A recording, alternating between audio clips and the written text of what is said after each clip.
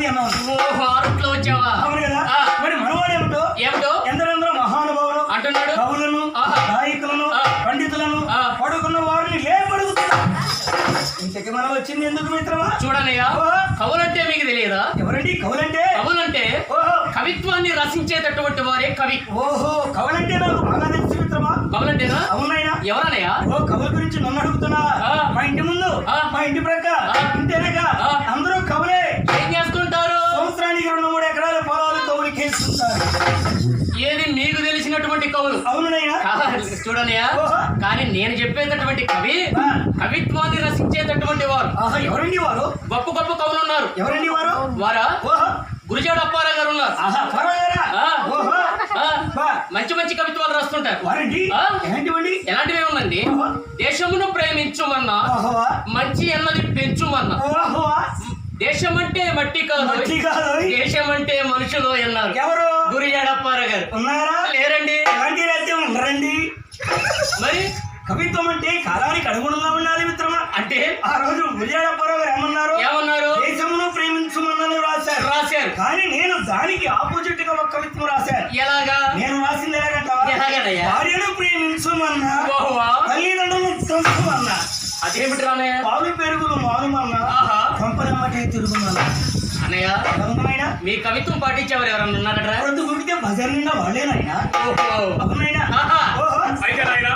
ఈ రాత్రి ప్రపంచాన్ని కష్టగత వలికిస్తూ ప్రపంచమును అతలాకుతలమై వస్తున్నట్టు ఒక మహమ్మారి ఈ కరోనా వైరస్.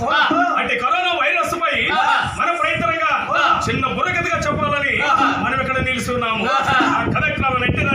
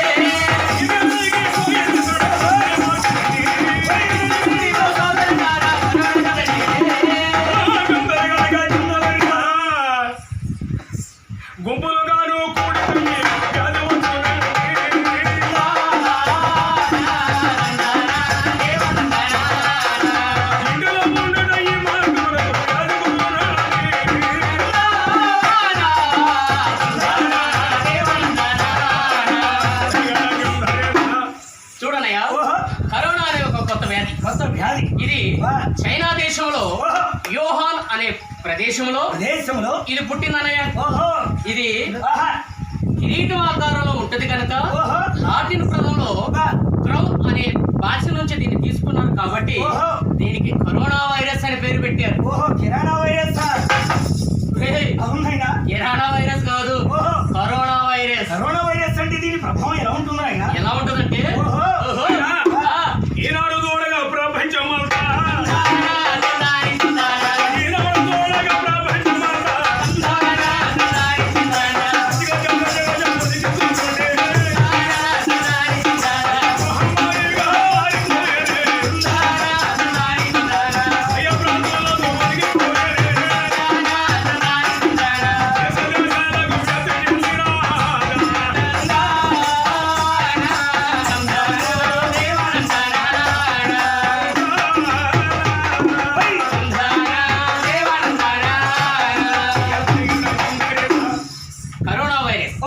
ఈ కరోనా వైరస్ వైరస్ 1960వ సంవత్సరంలో వచ్చినప్పటికీ 1960వ సంవత్సరం ఒరే మిత్రమా ఇది ఒకటి విను.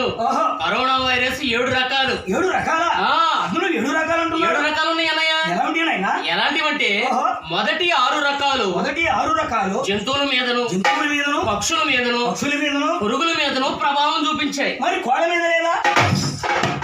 జంతువులు అంటే కోల్డ్ రావా? అవునా? చూడనయ్య, అలాగే ఇప్పుడు వచ్చినటువంటి కొత్తగా వచ్చినటువంటి ఈ 7 రకం కరోనా వైరస్ మనుషుల మీద ప్రభావం చూపిస్తుందన్నయ్య. అవునా? ఇది మధ్య చైనా దక్షిణ కొరియా మరి ఇటలీ ఇరాన్ అనే ప్రదేశాల్లో ఇది పుట్టి ఇది 95,000 మందికి సోకి 7,200 మంది తీవ్రమైనటువంటి జబ్బుగా మారి అంతమందికే అవునన్నయ్య 3,200 మంది చనిపోయారు. ఇప్పటికి 3,200 మంది. మరి ఈ రకమైన వ్యాప్తి చెందుతూ ఉంది అంటే దీనికి అంతము లేదా? ఉందన్నయ్య. దీని యొక్క లక్షణాలు ఎలా ఉంటుంది నాయనా? దీని లక్షణాలా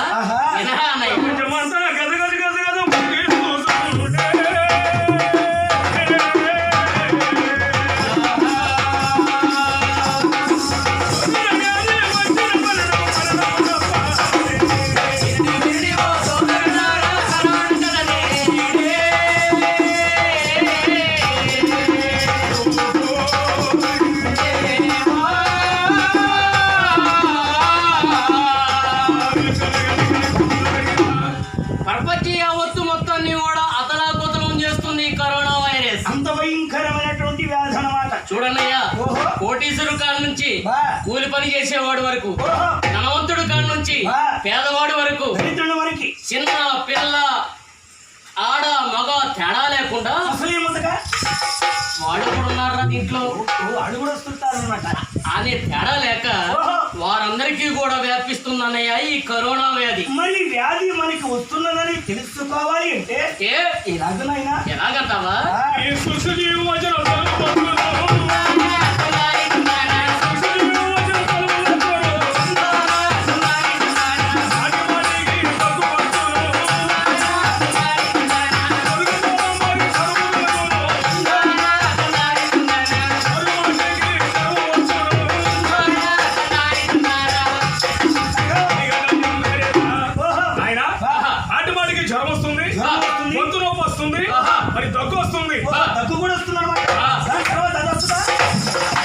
దగ్గు తర్వాత నాకు అర్థం కావట్లేదు. దగ్గు తర్వాత అమ్మో వాంతులు కూడా వస్తాయేమోనని. దగ్గు తర్వాత వాంతులు వస్తాయా? చూసుకునేది అదే కదా. మరి జ్వరం అనేది వచ్చినప్పుడు దీర్ఘ వ్యాధి మరి చాలా దీర్ఘ కాలం నుంచి వస్తున్న వ్యాధుల వల్ల ఈ సూక్ష్మ ఎక్కువగా రావడానికి అవకాశం ఉన్నది. అంటే కనుక జలుబున్న వారు, దగ్గొచ్చేవారు, మరి జ్వరంగా విపరీతంగా జ్వరం వచ్చిన వారు, అలాగే గొంతు నొప్పి వచ్చిన వారు వెంటనే మనం డాక్టర్లు సంప్రదించాలి. మొన్న నేను వర్షంలో తడిసి దాని తర్వాత అది వచ్చి వెంటనే వస్తుంది కదా. డాక్టర్ దగ్గరికి వెళ్ళి మా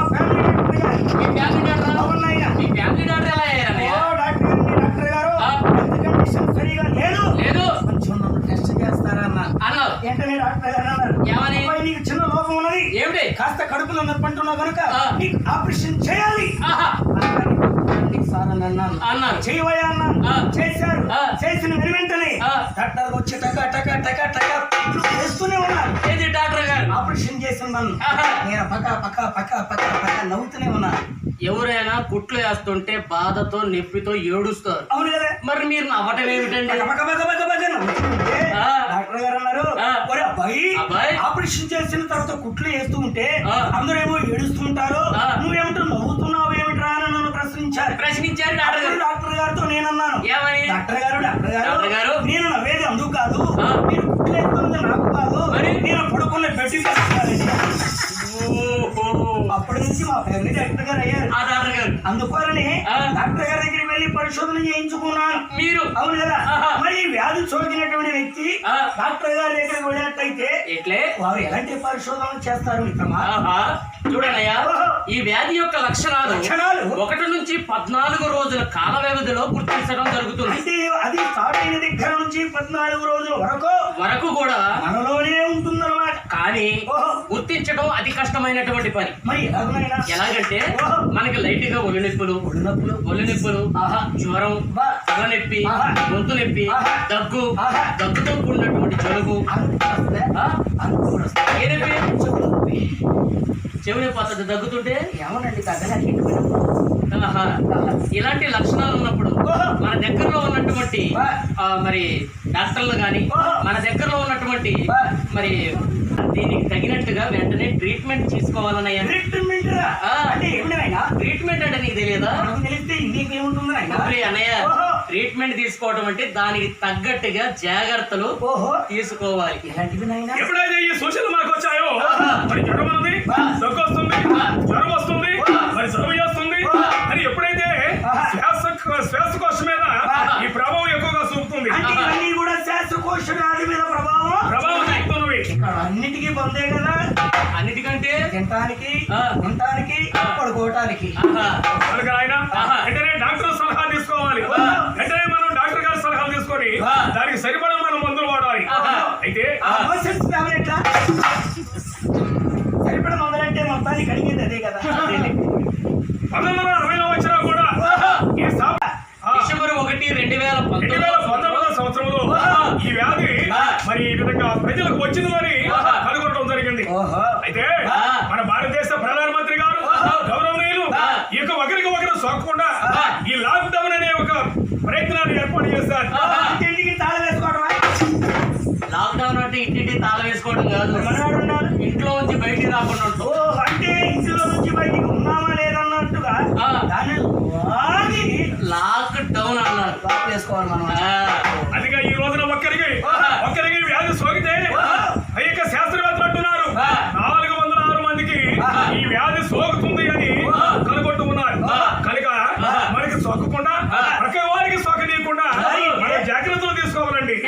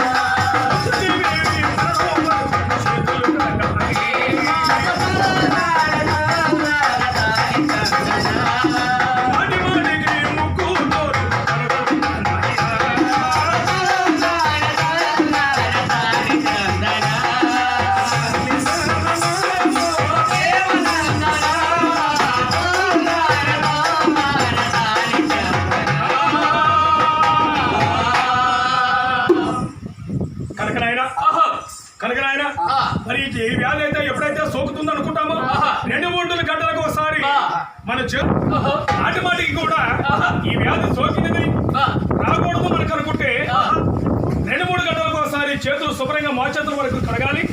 అదే 20 సెకండ్ల వరకు మనం మరి శుభ్రంగా చేతులు కడగాలి. తర్వాత మన చేతులతో ఆటోమేటిక్ మరి నోరు, ముక్కు, మరి కన్నులు మనం ఎప్పుడు కూడా తాకకుండా మనం జాగ్రత్త పడాలి. పరిశుభ్రత, మరి మన ప్రాంత పరిశుభ్రత, మరి వ్యక్తిగత పరిశుభ్రత కూడా మనం పాటించాలి. ఎందుకంటే ఈ రోజున మరి ఇక కరోనా సూక్ష్మజీవి సాకి 1,00,000 మందికి ఈ పాజిటివ్ వచ్చింది అనుకున్న సమయంలో 67 రోజులు పట్టింది తెలుసుకోవడానికి. అయితే ప్రభుత్వం చెప్పినట్టు మాటల వెనక అధికారులు చెప్పిన మాటలు పెడసెవరు పెట్టి ఈ రోజున నాకు నా యొక్క దేశానికి రాలేదు, నా మండలం నా రాష్ట్రానికి రాలేదు, నా మండలానికి రాలేదు అనుకోని ప్రభుత్వం చెప్పిన మాటలు పెడసెవరు పెట్టి నిర్లక్ష్య వైఖరి చేస్తూ ఉంటే 11 రోజులకే 10,00,000 మందికి ఈ యొక్క వ్యాధి సోకింది. అయితే ఇంకా చెప్పిన మాటల వెనక ఎవరైతే ప్రజలు ఇంకా బయట ప్రాంతాలు తిరుగుతూ ఉన్నారో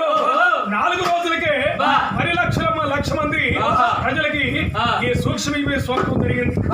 కొన్ని దేశాల్లో ఉన్నట్టు జనాభాలో ఒక రోజునే 300 మందికి ఈ వ్యాధి సోకడం జరిగింది. ఇది గ్రహించినట్టు మన దేశ ప్రధాని గౌరవనీయులు మోడీ గారు, రాష్ట్ర ముఖ్యమంత్రులు ఈ రోజున లాక్డౌన్ అనే కార్యక్రమాన్ని ఏర్పాటు చేసి ఈ రోజున ప్రజలందరూ కూడా ఎవరిళ్లలో వారు ఉండాలి.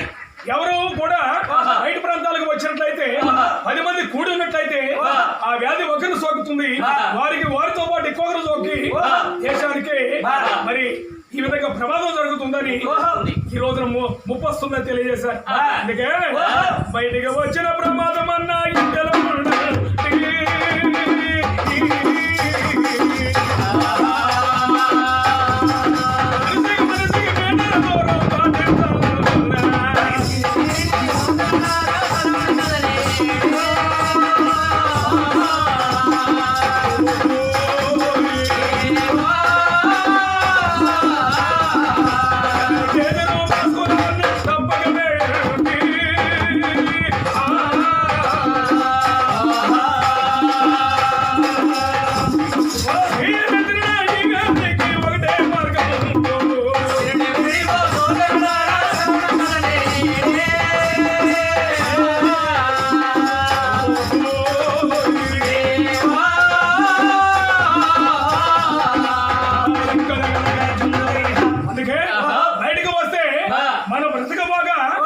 కుటుంబాన్ని కూడా పాడు చేసుకోవడానికి అవకాశం ఉంది.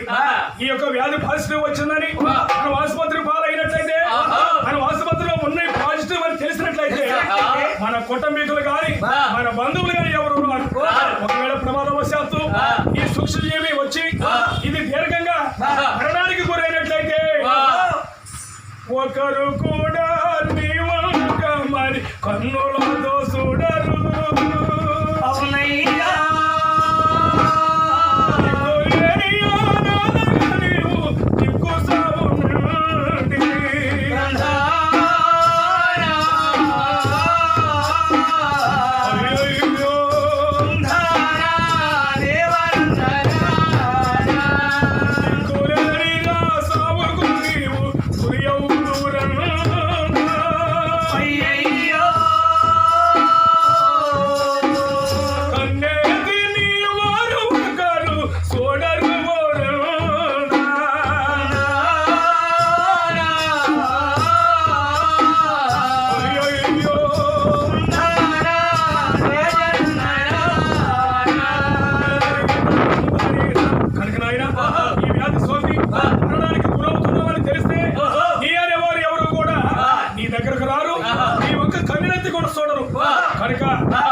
నువ్వు మరణానికి కారణం కాకుండా 10 మంది బ్రతకాలి, 10 మందికి నువ్వు బ్రతికించాలి.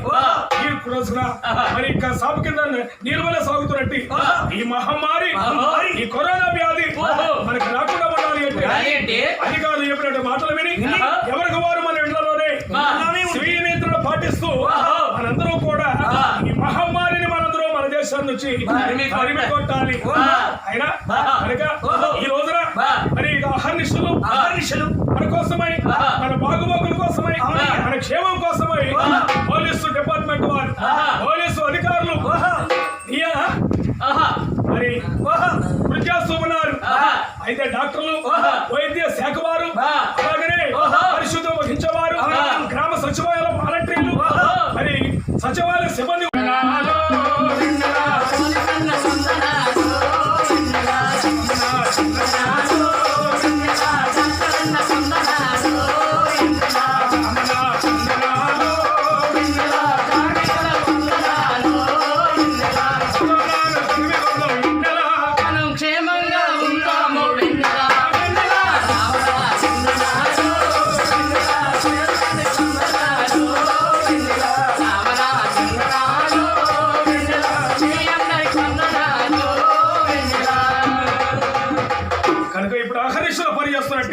మరి డాక్టర్లు, మరి అలాగనే పోలీసు అధికారులు, మరి అలాగనే శ్రామికులు, ఇలాంటి వాలంటీర్ల ద్వారా ఈ రోజున దేశం వారు చెప్పిన మాటలు వింటూ ఈ కరోనా మనందరూ కూడా చేయి కలుపుదాం, కరోనాను తరిమి కొడదాం. ఓ భారతదేశం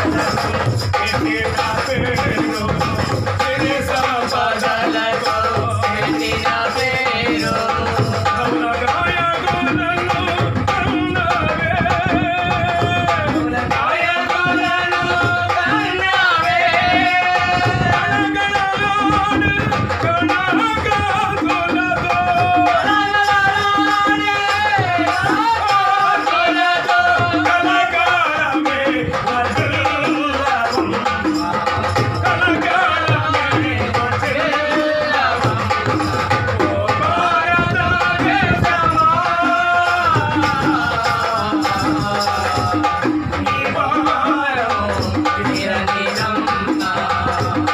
నీ భారము తీరనిదమ్మా.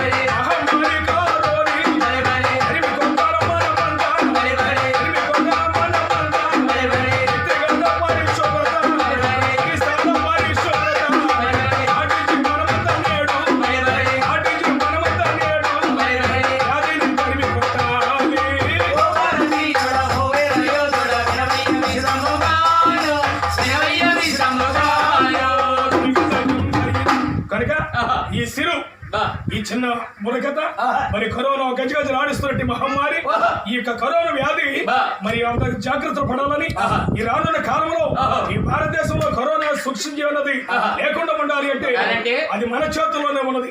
కనుక ప్రతి ఒక్కరూ కూడా ఈ యొక్క ప్రభుత్వం చేస్తున్నట్టు ఈ ప్రభుత్వం చేస్తున్నట్టు అధికారులు చేస్తున్నట్టు ఈ ప్రయత్నాలు మనందరూ కూడా సహకరించి ఎవరికి వారు వ్యక్తిగత పరిశుభ్రత పాటించి ఇంట్లోనే ఉండి స్వయం స్వీయ మరి అంతా కూడా మనతో ఇంట్లోనే ఉండి నీ స్వయ నియంత్రణ పాటించి కనుక ఇదిగో కృష్ణా జిల్లా తిరువూరు మండలం మల్యాల మరి ఇక గ్రామం నుండి మురకథ దళవారు మరి ఇక ఈ ఇదంతా కూడా ఈ కార్యక్రమాన్ని ఏర్పాటు చేశారు.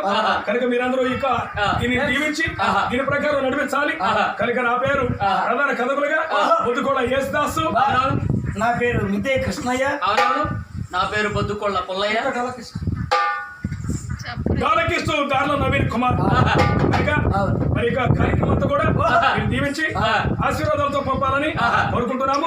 మా ఫోన్ నెంబరు 9493487946. జై హింద్.